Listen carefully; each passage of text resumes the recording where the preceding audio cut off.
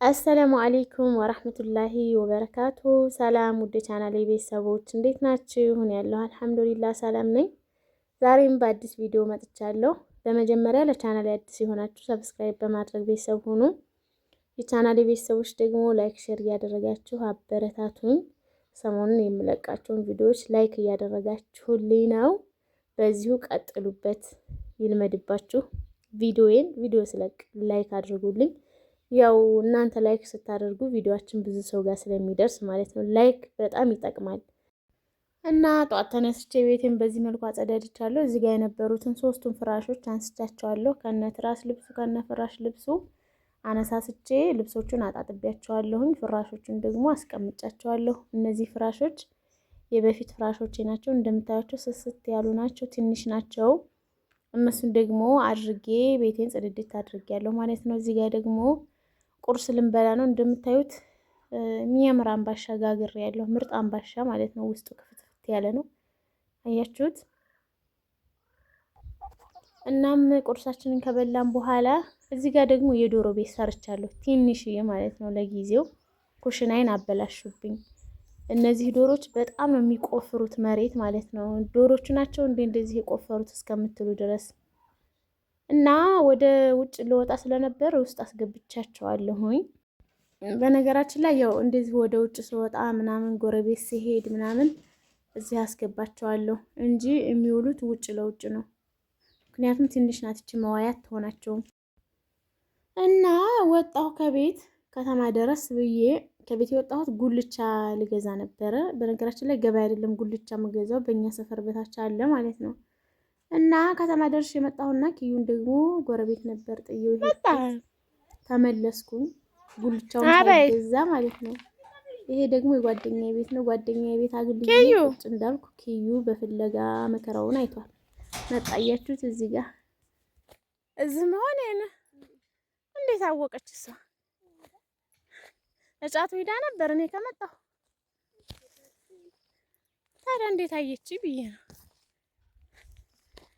ፍለጋ ሄደህ ነበር ሌላ ቦታ ፍለጋ?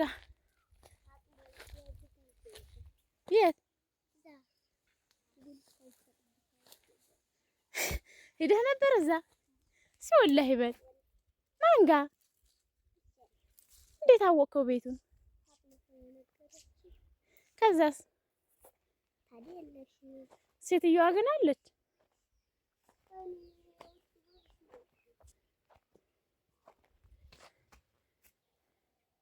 እኔ ታዲያ ትቼ እሄዳለሁ እንደዛ።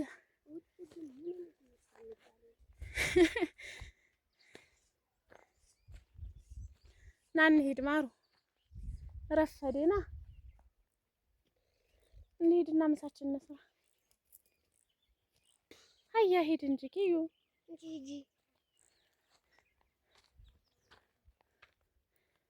ጤና አዳም።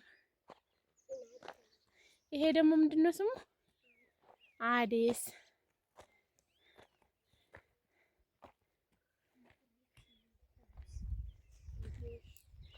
አዴስ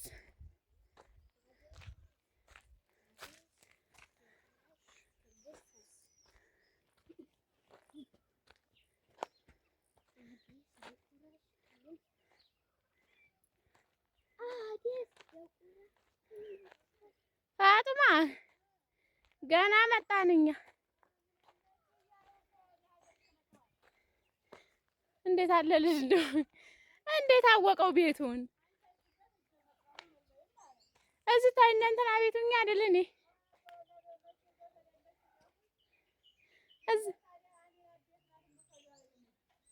እሷማ እዛ ትሆናለች ብላኝ ነው አለኝ።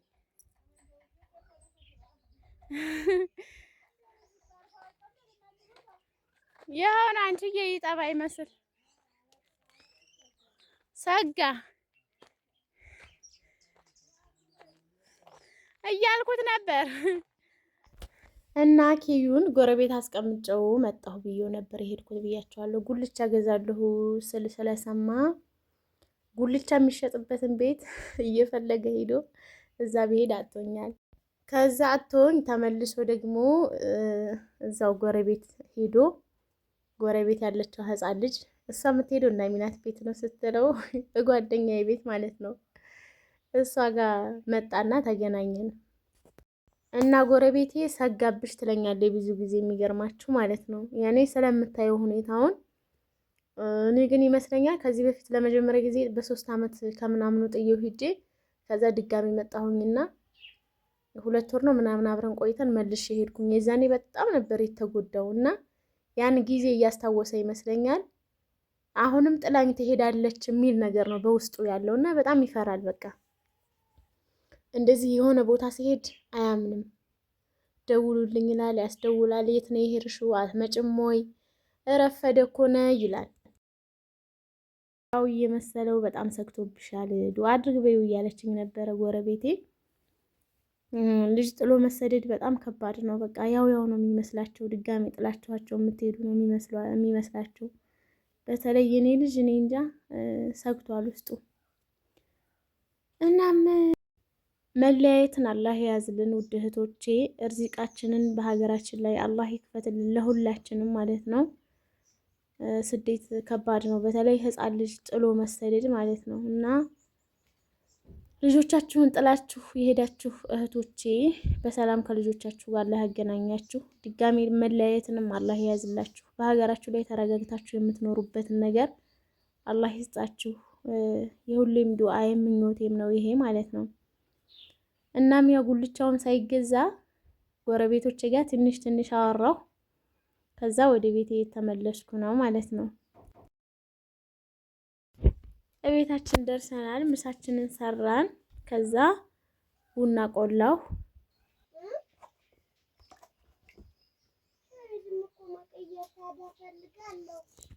ታዲያ እኔ ምን አልኩ?